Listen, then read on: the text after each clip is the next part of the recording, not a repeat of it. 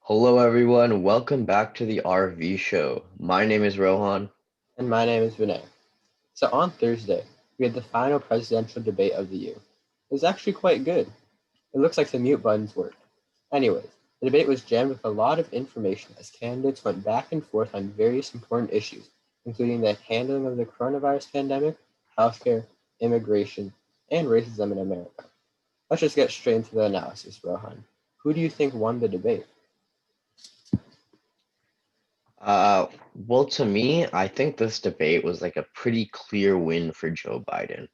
Um, and initially, I didn't see, like, I thought it was pretty even. Maybe Trump had the upper hand, but I think the turning point was really at healthcare because I think that's when you could tell that like Biden had a very clear plan for his healthcare, um, or for like how he's going to implement healthcare with like keeping both the private and public and like kind of expanding the Affordable Care Act.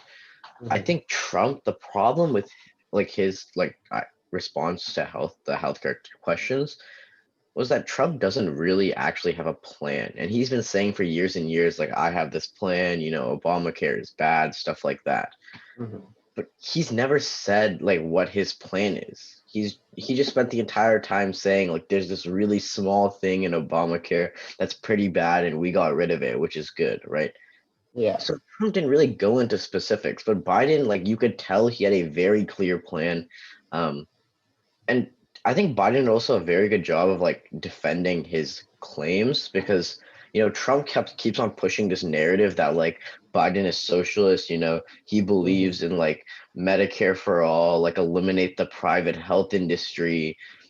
But Biden like was easily able to combat that, and he was just like, I don't know who Trump thinks he's running against, but he's not running against Bernie Sanders. He's running against Joe Biden, and Joe Biden is going to implement Biden care, not whatever Bernie wants. Yeah, I completely agree. I think that the strategies for both the candidates were completely different.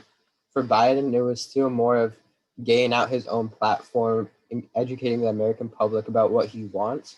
Whereas Trump, it was not more of him saying, "This is what I'm going to do. This is what I'm going to do to make America better." Rather, he was just saying, "Okay, Biden, this is why you're wrong. This is why you're wrong. This is why you're wrong." And I feel that Biden, as you said, did a really good job defending all those attacks on his points made by Trump. So I think overall, Trump made just like a very few amount of solid points, whereas Biden actually made a bunch of claims and gave evidence to back them up. Yeah. I'll say like one of the topics that Biden really got slammed on was immigration. Mm-hmm. Um and obviously like it was the like catch and release policy implemented in the Obama administration. Um that was one of the reasons why he really got targeted there because Trump kept asking who made the cages. Um and Joe Biden really didn't have like a pretty good answer to that. But I think overall his answers to like systematic racism, to healthcare, to the coronavirus handling, they all felt better than Trump's in the sense that Biden was illustrating his plans, whereas Trump spent a majority of the time trying to talk about what Biden hasn't done yet and why Biden is bad, rather than trying to like uplift himself. Yeah, I completely agree. So do you think that this debate actually had an impact on the results of the election? Um, to be honest, I don't really think so. Mm-hmm. Because so Biden is already up in the polls by a lot. Um, I think it's going to be really important to like look at the battleground states.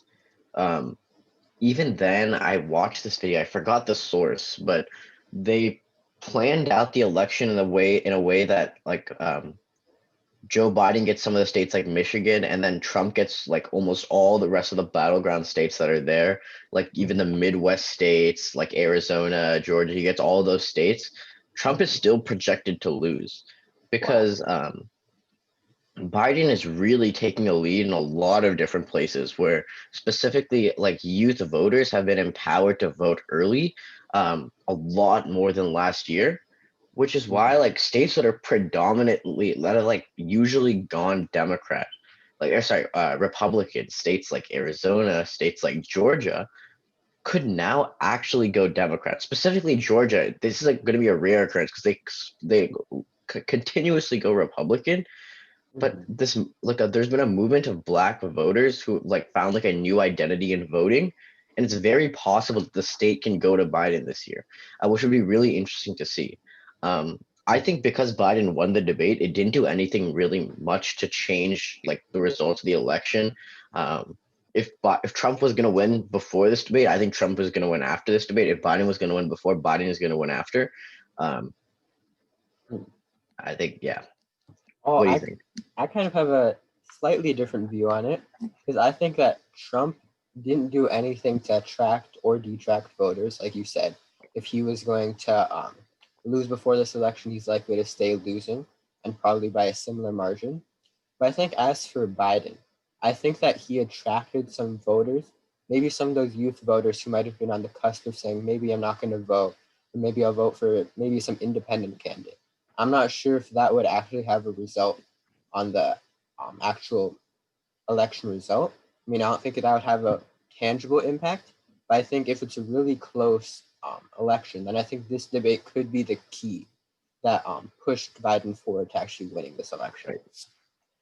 Yeah, and I mean, it is true. Like, if you like went online, you like saw like a lot of like news sources do um like post debate Mhm. sessions with like undecided voters. And I know one I watched, it was by CNN, and obviously like they're Yes. pretty biased, they're left leaning. But Mhm. all of the undecided voters said that they didn't like any of the rhetoric that Trump said during the debate, and they were all swaying towards Biden after the debate. Um, it was very surprising to me because I thought even like Trump supporters would still stick with Trump, but I feel like he also like did a lot of lying during the debate. Like if you go online and just search up some fact checkers, like you can see, Mhm. um, yeah, I think one of the main strengths of Trump that continued, like even though he wasn't able to interrupt as much, obviously with the mute buttons, but he was always able to sound confident in what he was saying. yeah, Like definitely, even if you were to say some random stats, like he'd say 80% of America hasn't been impacted by COVID or their family. He could say that stat, and the way that he says it makes all of his supporters actually believe him. yep, So I think and that in that way, he's still maintained a good base of the uneducated voters out there. yeah, and he really does push his point home. Like when he pushes Biden on who built the cages at the border, when he pushes Biden on his healthcare policy, when he pushes Biden on, like specifically one thing he said throughout the debate was, "You had 8 years, your administration, you did absolutely nothing. What did you do?" Right? Mhm. That's something that he was pushing throughout the entire debate. Um, and I think like in the future in general, like Democrat candidates need to be able to like push like Republicans that way, because I even Yeah. saw this in the vice presidential debate, where like both Pence and Trump. I'm not sure if this is the Republican Party as a whole because I haven't watched many Yeah. debates, but both Pence and Trump are able to push home the important points by like continuously repeating them. Yeah, I agree. I think that repetition, while sometimes it feels slightly overused, it really does drive his points home. Yeah. So, do you think there are any narratives or phrases that you felt were kind of overused or that you wish you heard more of, or do you think that it was a good showing by both candidates in terms of what they were saying? Yeah.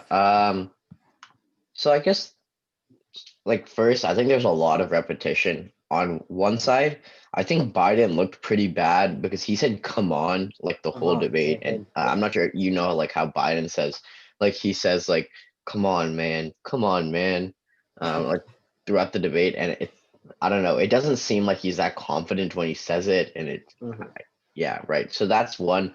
Um, I think the other thing that like was like really repetitive is Trump kept pushing like Biden hasn't done anything in the 8 years he was in his has in his when he was in his administration, and it's like Biden claims to do this, but why didn't he do it during his administration? Why didn't he do it when he was in vice presidency, right?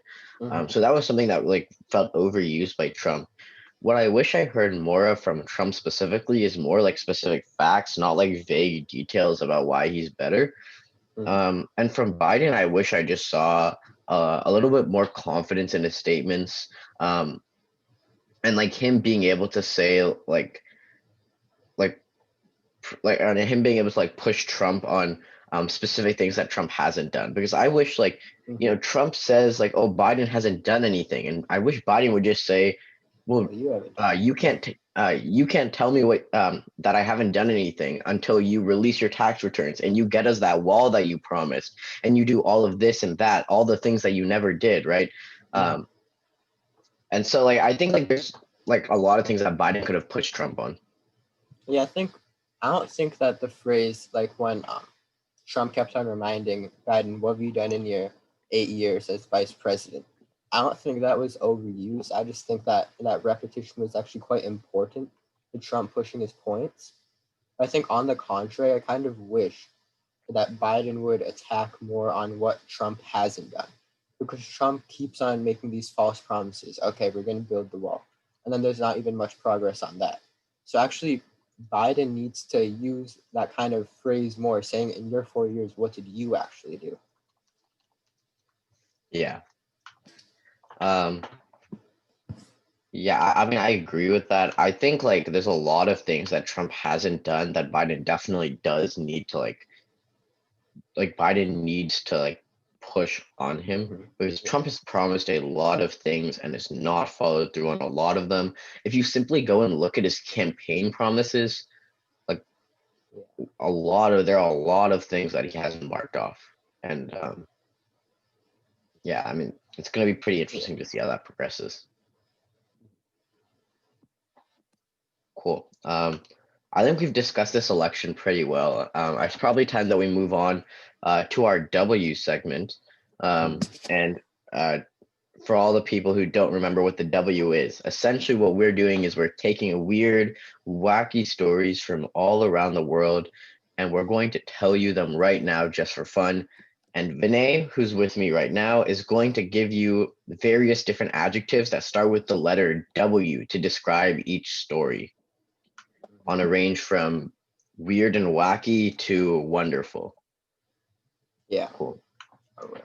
So the first story, Vinay, comes out of Seattle, where an Ooh. arcade has done something really interesting to abide by COVID-19 guidelines. The arcade in Seattle made a touchless pinball machine by simply using pedals instead of buttons. Hmm. What do you think about that? I think that's it's a very witty, smart thing for them to do. Because obviously people aren't trustworthy of other people's cleanliness through this COVID-19 pandemic. So I think that transitioning maybe the hand usage to the foot usage where most people are wearing um, shoes anyway, I think that would make people feel more safe when they're to use those machines. Yeah, I definitely agree. Um, the second story comes out of York County, Pennsylvania, Hmm. where an innovative kid thought of a great idea to distribute candy this Halloween. He built a quote candy pult, a Hmm. catapult designed to launch candy. It's actually quite genius. Man, In my opinion, that's I want to trick or treat in his neighborhood. yeah, I think that's a warranted precaution. That's giving me my W word. Because I think that obviously there's going to be many families that are not feeling quite safe about their kids going trick or treating. And they Yeah, want to minimize contact, maintain social distancing. So I think that this is a warranted precaution and it's really smart by this kid to actually make that. yeah, definitely. The third story comes from Italy, where a farmer named his dog Pistachio after the puppy was born with green fur. The phenomenon is believed to occur when pale-colored puppies make contact with a green pigment called biliverdin while in the Hmm. womb. In What do you my think about opinion, that? it's really weird. Because like I understand how puppies maybe would get that green pigment, but calling them the name of a nut, in my opinion, that's just weird. Got it. Okay. The fourth story comes from Los Angeles, where, for the, believe it or not, second time, airlines have reported seeing someone flying around the LA airport wearing a jetpack only 300 yards or so away from the airplane. Wow. A I think that's jetpack. Wow. wild. That's like Real life Iron Man. in one way it's kind of cool. It's like, oh wow, someone's riding a jetpack. But at the same time, that's really, really unsafe. I'm not sure how high he was in the air, but that could like impact like the actual pilots that are going out of the Los Angeles airport. Okay. The fifth story comes from the European Parliament, where they decided to vote against a measure banning meat terms like steak, sausage, and burger from being put on plant-based alternative foods. Essentially, Vinay, they have officially allowed veggie burgers to be called burgers. I think that's wacky for people to think that they shouldn't be called burgers. I don't understand quite the argument that you're trying to make by saying they shouldn't be called burgers. Because Yeah, exactly. there's so many weird names like French fries. Like that's not even French. Are people going to Yeah, start banning the use of the term I'll French tell you, it fries? was the environmentalists who believe it should have been called a burger and farmers who believed it shouldn't have been called a burger. I And mean, I think, in one way, I understand the farmers by saying this is like meat-based products are one of the main things that keep us our job. But at the same time, I just don't understand. I just don't think that it's warranted for someone to think that they should control the name of a food, if that makes sense. yeah. Um, and I think like this is a pretty big win for vegetarians in Europe. You know, Vinay, for people like you, obviously I'm not vegetarian, but Vinay is, and you know, when he goes to Europe and he wants to eat a veggie burger, you know, he'll be able to say, I want a veggie burger instead of asking, I want a veggie patty. I don't know. I don't know what the Yeah, what would alternative they even is, but call it? Yeah. yeah, it's weird. And I guess one final story, Vinay, Mm. a quite frightening one actually. In Washington, the first murder hornet nest in the United States was found just recently. Because if you recall, earlier this year, scientists found murder hornets flying in Washington, and they spent all this time trying to search for the first nest, and they finally found it in Blaine. Wow. That's my adjective. It's just so wow. It's so Wow. scary to actually scary and frightening to 2020, think about it. 2020. It's 2020 summed up, in my Yep. opinion. And it's supposed to have like pretty big like detriments to the ecosystem because um, these giant Asian giant hornet nests or these murder hornet nests can like completely take out honeybees, which are extremely important for pollinating crops like raspberries and blueberries for like farmers in the Northwest. Yeah, that's just frightening to think about the amount of impacts that could have. Hopefully, this stays isolated, like and they solve the problem soon. But that could be really detrimental to the Northwestern environment. Yeah, exactly. Well, that's all the stories I have for the W today. I hope you guys enjoyed the RV show for today. We have one more segment before the election, which is going to be very interesting. If you guys have not voted already, go out and vote as early as possible. Yep. Vinay, do you have anything else to say? Well, as you said, we need to encourage voting, make sure that your voice is heard, and we'll see you next week. What's up, everyone? Vinay here from the RV Show. I hope you enjoyed today's episode. Make sure you like the video and subscribe to stay updated on all of our new content. Also, if you are looking for past episodes, check out our YouTube playlist.